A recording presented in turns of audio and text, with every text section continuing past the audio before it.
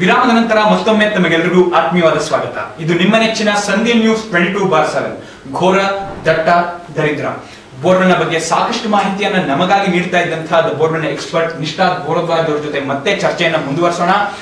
ಹೇಳಿ, ಈಗ ಬೋರ್ವೆಲ್ ನಲ್ಲಿ ಬಿದ್ದಿರುವಂತಹ ಆ ಹುಡುಗನನ್ನ ಹೇಗೆ ಆಚೆ ತೆಗಿಬಹುದು ಅಂತ ನಿಮಗನ್ಸತ್ತೆ ಓಂ ಸ್ವಸ್ತಿಕ್ ರಾಜ್ ಅವರೇ? ನೋಡಿ ಇವರೇ, ಈಗ ಏನು ಕನ್ನಡ ಚಿತ್ರರಂಗ ಇದೆ, ಸ್ಯಾಂಡಲ್ವುಡ್ ಅಂತ ಏನ್ ಕರೀತಾರೆ, ಅದು ನೆಲ ಕಚ್ಬಿಟ್ಟಿದೆ, ಧೂಳು ಹೊಡೆದ್ಬಿಟ್ಟಿದೆ ಅಂತ ಈ ಜನರಲ್ ಪಬ್ಲಿಕ್ಸ್ ಒಪಿನಿಯನ್ಸ್.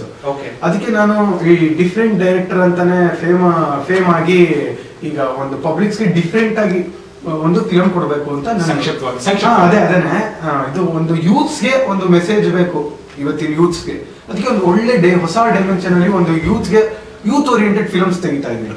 ಏನು ಅಂದ್ರೆ ಒಂದು ಫ್ಯಾಮಿಲಿ ಆಡಿಯನ್ಸ್, ಈ ಅಪ್ಪ ಅಮ್ಮ ಮಕ್ಕಳು, ಈ ಪೇರೆಂಟ್ಸ್ ಎಲ್ಲರೂ ಬಂದು ಕೂತ್ಕೊಂಡು ಈ fast life, IT life tension ಇರುತ್ತೆ, 3 hours ರಿಲ್ಯಾಕ್ಸ್ ಮಾಡ್ಕೊಂಡು ಚಿಲ್ಸ್ ತಗೊಂಡು ಹೋಗ್ಬೇಕು.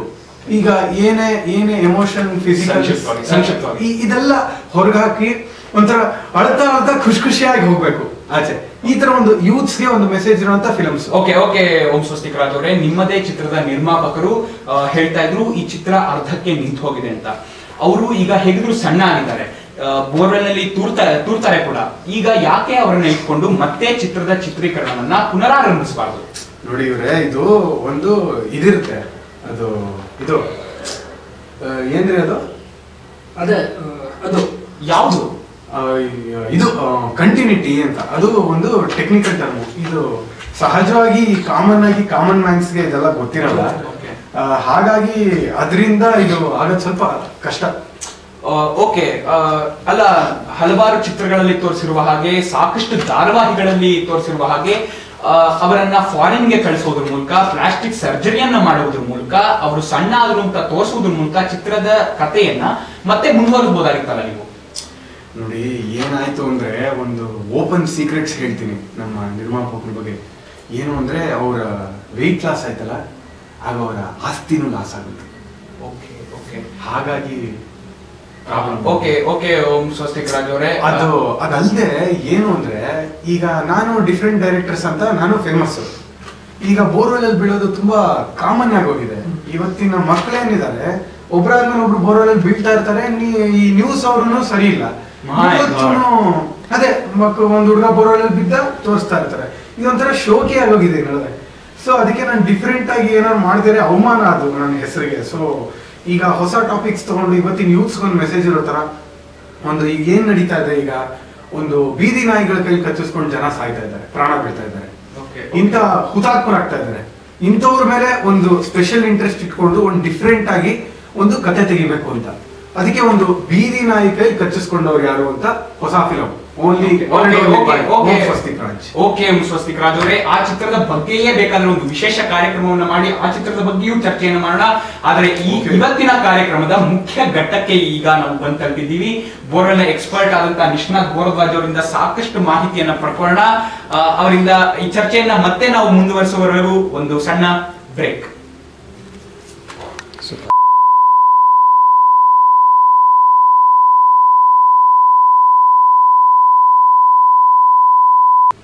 ವಿರಾಮದ ನಂತರ ಮತ್ತೊಮ್ಮೆ ತಮಗೆಲ್ಲರಿಗೂ ಆತ್ಮೀಯವಾದ ಸ್ವಾಗತ. ಇದು ನಿಮ್ಮ ನೆಚ್ಚಿನ ಸಂಧ್ಯಾ ನ್ಯೂಸ್ 22/7 ಘೋರ ದಟ್ಟ ದರಿದ್ರ ಬೋರ್ವೆಲ್ನ ಬಗ್ಗೆ ಸಾಕಷ್ಟು ಮಾಹಿತಿಯನ್ನ ನಮಗಾಗಿ ನೀಡ್ತಾ ಇದ್ದಂತಹ ಬೋರ್ವೆಲ್ನ ಎಕ್ಸ್ಪರ್ಟ್ ನಿಷ್ಠಾತ್ ಬೋರದ್ವಾಜ್ ಅವರ ಜೊತೆ ಮತ್ತೆ ಚರ್ಚೆಯನ್ನ ಮುಂದುವರಿಸೋಣ.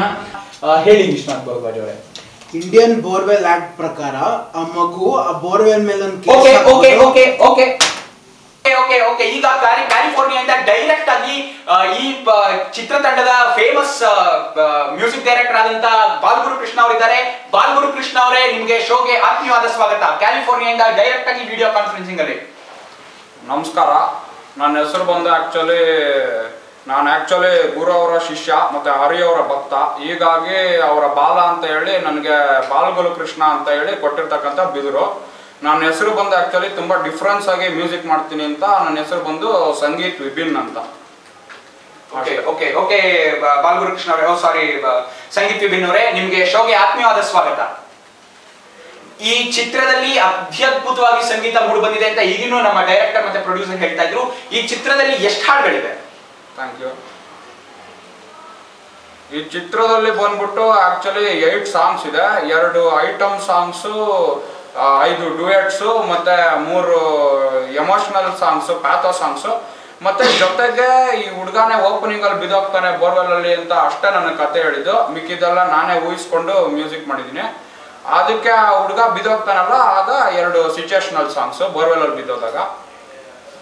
ಓಕೆ ಓಕೆ ಸಂಗೀತ್ ವಿಭಿನ್ ಅವರೇ, ನಮಗಾಗಿ ಈ ಚಾನೆಲ್ ನಲ್ಲಿ ಎಕ್ಸ್ಕ್ಲೂಸಿವ್ ಆಗಿ ನೀವೇನಾದ್ರೂ ಆ ಹಾಡನ್ನ ಹಾಡೋದಕ್ಕಾಗುತ್ತಾ? ಅಲ್ಲ, ಆಕ್ಚುಲಿ ಇದು ಆಡಿಯೋ ರಿಲೀಸೇ ಆಗಿಲ್ಲ. ಓಕೆ, ನಿಮ್ಮ ಚಾನಲ್ಗೋಸ್ಕರ ಸ್ಪೆಷಲ್ ಆಗಿ ಮಾಡೋಣ, ಅವೆಲ್ಲ ಮಾಡೋಣ. ಎಕ್ಸ್ಕ್ಲೂಸಿವ್ ಆಗಿ ನಮ್ಮ ಚಾನೆಲ್ ನಲ್ಲಿ ಮಾತ್ರ ಇದು. ವೀಕ್ಷಕರೇ, ಓವರ್ ಟು ಸಂಗೀತ್ ವಿಭಿನ್. ನಾನು ಆಗ್ಲೇ ಹೇಳ್ದಂಗೆ 2 ತರ ಮಾಡಿದ್ದೀನಿ. ಫಸ್ಟ್ ಬಂದ್ಬಿಟ್ಟು ನಾ ಹರಿಯರ್ ಸ್ಟೈಲಲ್ಲಿ. ಫ್ರೀಕ್ವೆನ್ಸಿ ಕೊಡಪ್ಪ.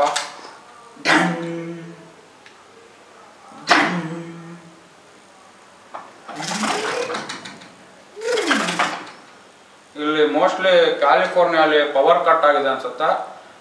ಓಕೆ, ಹಂಗೆ ಇಂಪ್ರವೈಸ್ ಮಾಡೋಣ ವರ್ಲ್ಡ್ ಸಾಂಗ್ಸ್ನ.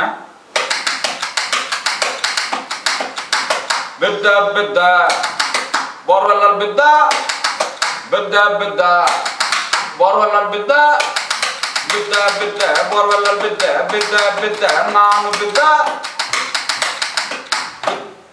ಓಕೆ, ಸಾಕಿದು. ನೆಕ್ಸ್ಟು ನಮ್ಮ ಗುರುವರ್ ಸ್ಟೈಲಲ್ಲಿ ಒಂದು ಮಾಡಿದ್ದೀನಿ. ಬಿದ್ದೆ ಬಿದ್ದೆ ಬೋರ್ವೆಲ್ಲಿನಲ್ಲಿ ಬಿದ್ದೆ, ಬಿದ್ದೆ ಬಿದ್ದೆ ಬೋರ್ವೆಲ್ಲಿನಲ್ಲಿ ಬಿದ್ದೆ. ಓಕೆ, ಆದ್ರೆ ಇದು ನಮ್ಮ ಡಿಫ್ರೆಂಟ್ ಡೈರೆಕ್ಟರ್ ಆದಂತ ಕಾಗುಣಿತ್ ಅವರು ಒಂದು ಏನೋ ತುಂಬಾನೇ ಇನ್ಸ್ಪಿರೇಷನ್ ಜಾಸ್ತಿ ಆಗೋಯ್ತು ಅಂತ ಹೇಳ್ಬಿಟ್ಟು 2 ಸಾಂಗ್ಸ್ನ ರಿಜೆಕ್ಟ್ ಮಾಡ್ಬಿಟ್ರು. ಇದನ್ನ ನಾನು ಅದಕ್ಕೆ ಚಾಲೆಂಜಿಂಗ್ ಆಗಿ ತಗೊಂಡು 1970s ದಾಸ ಸಾಹಿತ್ಯ ಮತ್ತೆ 2012s ವೆಸ್ಟರ್ನ್ ಸಾಂಗ್ಸ್ ಎರಡನ್ನೂ ಮಿಕ್ಸ್ ಮಾಡಿ ಆಗಿನ ವರ್ಡ್ಸ್ ಈಗಿನ ಯಂಗ್ಸ್ ಎಲ್ರಿಗೂ ಇಷ್ಟ ಆಗುವಂತ ನನ್ನ ಹೆಸರಿಗೆ ತಕ್ಕಂತೆ ಡಿಫ್ರೆಂಟ್ ಆಗಿ ವಿಭಿನ್ನ ಸಂಗೀತ ಮಾಡಿದ್ದೀನಿ. ಅದರ ಒಂದು ಸಣ್ಣ ಒಂದು ಬಿಟ್ಟು ನಿಮ್ಗೆ. ಶಬಾಷ್.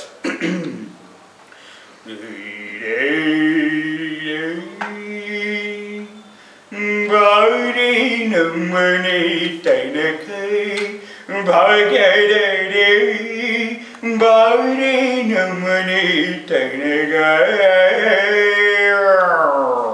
ಮನೆ ತನಕ ಬಾರೆ ಮನೆ ತನಕ ಒಳಿತೀನಿ ಡೌ ಕೊನ ತನಕ.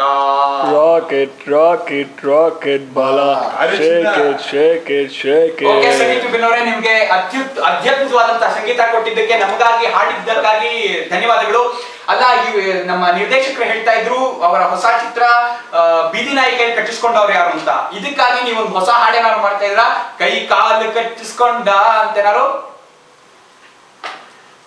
ಓಕೆ, ತಾಂತ್ರಿಕ ಕಾರಣಗಳಿಂದ ಮತ್ತೊಮ್ಮೆ ಸಂಪರ್ಕ ಕಡಿತಗೊಂಡಿದೆ. ಈಗ ಕಾರ್ಯಕ್ರಮದ ಮುಖ್ಯ ಘಟ್ಟಕ್ಕೆ ನಿಜವಾಗ್ಲೂ ಬಂದಿದ್ದೀವಿ. ನಮ್ಮ ನಿಷ್ಣಾತ್ ಬೋರದ್ವಾಜ್ ಅವರಿಂದ ಸಾಕಷ್ಟು ಮಾಹಿತಿಯನ್ನ ಪಡ್ಕೊಳ್ಳೋಣ. ಕಥೆಯನ್ನ ಮತ್ತೆ ಮುಂದುವರಿಸೋಣ ಒಂದು ಸಣ್ಣ ಬ್ರೇಕ್ ನಂತರ.